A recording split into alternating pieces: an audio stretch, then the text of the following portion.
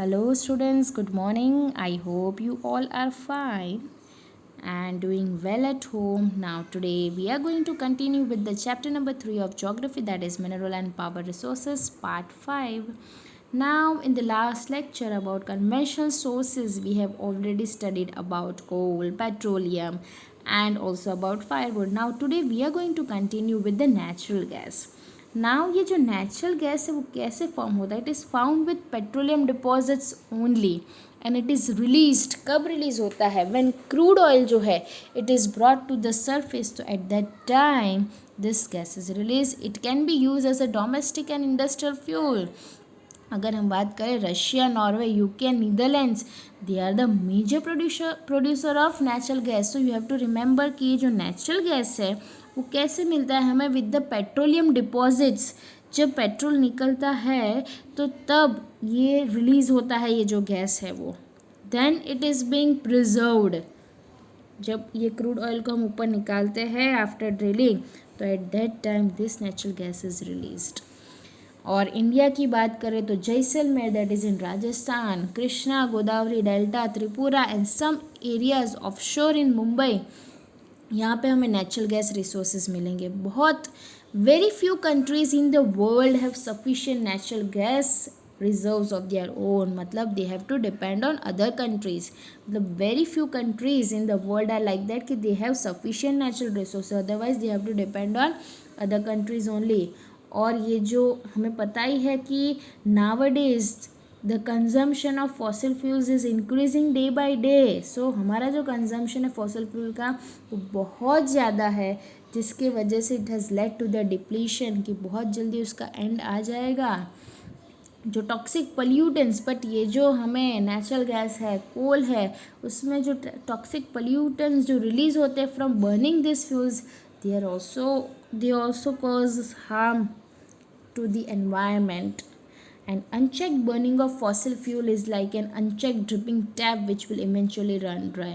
एक dripping tap जिसमें से पानी गिरता रहता है, जिसको हमने चेक नहीं किया है तो राइट पता है हाँ वो सूख जाएगा, ऐसा कुछ नहीं. बट अगर हम ऐसे यूज़ करते रहेंगे विदाउट नोइंग इट कि हाँ ये ख़त्म हो जा रहा है, तो फिर it will get wasted and in future we will not be able to use it. जैसे पानी कैसा ड्रिपिंग टैप क्या होता है, पता है कि हाँ चलो वो पानी गिर रहा है टिप टिप हो रहा है, बट वो तो सूख जाएगा जहाँ पे गिर रहा है वो, या तो वो भर जाएगा. मतलब we never mind about it. So but अगर हम ऐसे ही नेचुरल गैस या तो फॉसिल फ्यूल्स को जाने देंगे तो it will create problem for us only in the future, because this has led to the stepping of various non conventional sources of energy. की ये सब की वजह से हमने ऑल्टरनेटिव रिसोर्सेज ऑलरेडी एक्सेप्ट कर लिए हैं that are cleaner alternatives to fossil fuels, और जो हार्म भी नहीं करते हैं हमारे एनवायरनमेंट को. तो ऐसा हमने ऑलरेडी पाथ जो है वो सिलेक्ट कर दिया है, जिसमें से अब हम पढ़ेंगे about the hydel power. Hydel power या तो हम बोल सकते हैं hydro electricity. Hydro means water होता है. हमें ऑलरेडी पता है कि रेन वाटर या तो जो रिवर वाटर है वो हम डैम्स में ऑलरेडी प्रिजर्व करके रखते हैं, right. The flowing water flows through pipes inside the dam over turbine plates. पता है आपको, मैं आपको इसका video animation video I will send you so that you will understand it very nicely. आप अपने टेक्स्ट बुक में भी देख सकते हो कि एक साइड आपको देखो वाटर रिजर्वियर दिख रहा है, पता है. ओके आप जस्ट टेक्स्ट बुक में देखते रहना, मैं आपको एक्सप्लेन कर रही हूँ. वाटर रिजर्वियर दिख रहा है तो समझ लो कि वो डैम है आपकी. ओके अब वहाँ पे एक जनरेटर और फिर नीचे आपको टरबाइन दिख रहा है जो ब्लेड जैसा दिख रहा है, वहाँ पे ऑलरेडी उन्होंने मार्क भी किया है, राइट. तो वो क्या होता है, पानी जो फोर्स से वो टरबाइन से जा रहा है उससे वो हाइड्रो इलेक्ट्रिसिटी, उसकी जो स्पीड है उससे वो इलेक्ट्रिसिटी जनरेट करता है. जो ये ब्लेड है देन टर्न द जनरेटर, फिर वो जनरेटर को पास करता है to produce electricity. This is called hydro electricity. Water discharge after generation, देखो आप ब्लेड से बाद जो वो नीचे पानी जा रहा है it is use for irrigation purpose. जो राइट साइड जा रहा है वो इरिगेशन पर्पज़ के लिए यूज़ हो रहा है. And 1/4 of the world's electricity is produce by hydel power.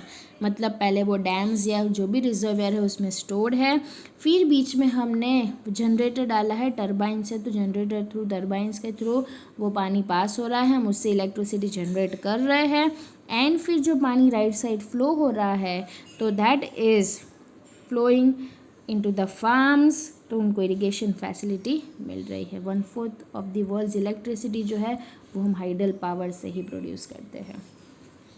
अब हम बात करें कि leading producers of hydel power in the world, तो पैराग्वे, नॉर्वे, ब्राज़ील, चाइना, ये सब जगह पे hydel power stations. And important hydel power stations in India की अगर हम बात करें तो भाखरानगर डैम, गांधी सागर, नागार्जुन सागर, यहाँ पे सब क्यों डैम्स दिए, बिकॉज वहाँ पे ही तो हम हाइड्रो इलेक्ट्रिसिटी वहाँ से तो जनरेट करते हैं। एंड दामोदर वैली प्रोजेक्ट्स, तो ये सब जगह से हम हाइड्रो इलेक्ट्रिसिटी जो है वो जनरेट करते हैं। नाउ हमने कन्वेंशनल सोर्सेज तो पढ़े, now when we talk about non conventional sources of energy, अब हमें पता ही है कि हम बहुत फॉसिल फ्यूल्स यूज़ करते हैं, तो उसकी वजह से उसके शॉर्टेज आ जाएंगे एंड फ्यूचर में हमें प्रॉब्लम्स होगी। So increasing use of fossil fuels leads to shortage. So if the present rate of consumption, अगर प्रेजेंट में हम उसका कंजम्पशन जो है वो इंक्रीज़ ही करते रहेंगे, उसका कंटिन्यू रखेंगे, तो ये जो reserves of this fuels with get exhausted, वो बहुत जल्दी एग्जॉस्ट हो जाएंगे, और उसके जो यूज़ है also causes environmental pollution, it also causes environmental pollution, right, जैसे coal, petrol and natural gases, it harms the environment. So their use जो है उसकी वजह से जो एनवायरनमेंट को पोल्यूट कर रहा है, so there is need for using non conventional sources, जैसे कि सोलार एनर्जी है, विंड एनर्जी है, टाइडल एनर्जी है, जिसको हम रिन्यूएबल भी है। ये जो कोल, पेट्रोलियम, नेचुरल गैस की बात करें तो वो तो रिन्यूएबल भी नहीं है, बट यहाँ पे नॉन कन्वेंशनल सोर्सेज की बात करें तो वो तो रिन्यूएबल है। तो let's start with the solar energy. अब सोलर एनर्जी कैसे, sun heat and light energy can be felt by us every day, right, sun की हीट और लाइट एवरी डे हमें मिलती है। Solar energy trap from the sun, जो sun की raise है तो वो सोलर एनर्जी हमें सन से जो मिल रही है कैन बी यूज्ड, उसको हम यूज़ कर सकते हैं, right, in solar cells and nowadays. तो सोलर पैनल्स जो है वो हमें दिखते हैं बहुत सारे जगह पे, even in Valsad you can see the solar panels. और बेस्ट एग्जांपल अगर मैं दूँ, जो आप सब ने ऑब्जर्व किया होगा, तो आप अगर स्वामीनारायण टेम्पल तिथल में जाओगे तो वहाँ पे टेम्पल के बाजू में जो हॉल है वहाँ पे सोलर पैनल्स लगाया है, and they are using this solar energy only for the electricity. उससे क्या होगा, सन की रेज हीट जो है वो डायरेक्टली वो सोलर पैनल्स में एब्जॉर्ब हो जाएगी, और वो सोलर पैनल पूरा मंदिर का जितना एरिया है वहाँ पे इलेक्ट्रिसिटी जो है वो प्रोड्यूस करता है, इलेक्ट्रिसिटी प्रोवाइड करता है वहाँ पे। So no need of that electricity, right. So that was solar energy. So many of this soils are joint together into solar panels, जिससे जनरेट पावर कर सकते हैं for heating and lighting purpose. Solar energy is used in solar heaters है, solar cookers है, solar dryers है, solar batteries होती है। Besides being use for commuting, lighting and traffic signal में भी होते हैं, रोड्स पे भी उन्होंने जो ट्रैफिक लाइट्स और वो सब लगाई होती है, तो वो भी सोलर पैनल्स पे ही चलते हैं कि वो सन की रेस से उस चार्ज मिल जाता है एंड देन उसकी लाइट होती रहती है। यहाँ पे कुछ सोलर एनर्जी के एडवांटेजेस दिए हैं कि इनएग्जॉस्टेबल है, राइट, एग्जॉस्ट नहीं हो जाएंगे, नॉन पल्यूटिंग है, वो पल्यूट तो नहीं करने वाले हैं। एंड डिसएडवांटेज की बात करें तो actually it is very expensive. जो सोलर पैनल्स हम एक बार भी लगाते हैं तो वन टाइम इन्वेस्टमेंट है कि एक बार लगाए तो वो बहुत एक्सपेंसिव है, लेकिन बाकी फिर कुछ नहीं। Then second disadvantage is diffuse source, so gets wasted. वैसा है कि अगर ख़त्म मतलब वेस्ट होता रहता है बहुत टाइम, क्योंकि पता है बहुत फ्री में मिल रहा है, बाकी तो फ्री में मीन्स वन टाइम इन्वेस्टमेंट है, लेकिन बाद में तो फ्री ही है, that is why. Then when we talk about the wind energy, wind energy है, ये भी एक इनएग्जॉस्टिबल सोर्स ऑफ एनर्जी है। यहाँ पे विंड मिल्स आपने देखा होगा, विंड मिल्स जो है वो यूज़ होते हैं फॉर ग्राइंडिंग ग्रेन है, या तो लिफ्टिंग वाटर सिंस टाइम्स में, बहुत टाइम से आप देख सकते हो ये विंड मिल जो है वो। अब wind mills specially desert area में आपको दिखते हैं, ओपन ग्राउंड में। द हाई स्पीड विंड्स जो है वो रोटेट होते हैं, rotate the wind mill then which is connected to the generator, वो जो विंड मिल है वो है ना जनरेटर से कनेक्टेड होता है और उससे इलेक्ट्रिसिटी जनरेट होती है। विंड फार्म्स जहाँ पे बहुत सारे क्लस्टर्स ऑफ विंड मिल्स आपको दिखेंगे, they are located in coastal region generally, और माउंटेन पासिस के जहाँ पे स्ट्रॉन्ग और स्टेडी विंड्स जो है वो ब्लो होती रहती है। स्पेशली नीदरलैंड्स है, जर्मनी है, Denmark, UK, US and Spain, यहाँ पे विंड एनर्जी प्रोडक्शन सबसे ज़्यादा होता है। अब इसके हम एडवांटेजेस और डिसएडवांटेजेस देख ले तो it is non polluting, low cost production of electricity, one setup, एक बार सेटअप कर लिया फिर बहुत लो कॉस्ट हो जाएगा उसका, सेफ़ और क्लीन है। बट डिसएडवांटेज क्या है? नॉइज़ पोल्यूशन, जब वो हवा आती है और जब वो ब्लो होता है तो तब बहुत आवाज़ करता है, तो noise pollution. Wind mills costly to set up, उसको सेटअप करने के लिए एक्चुअली कॉस्टली है।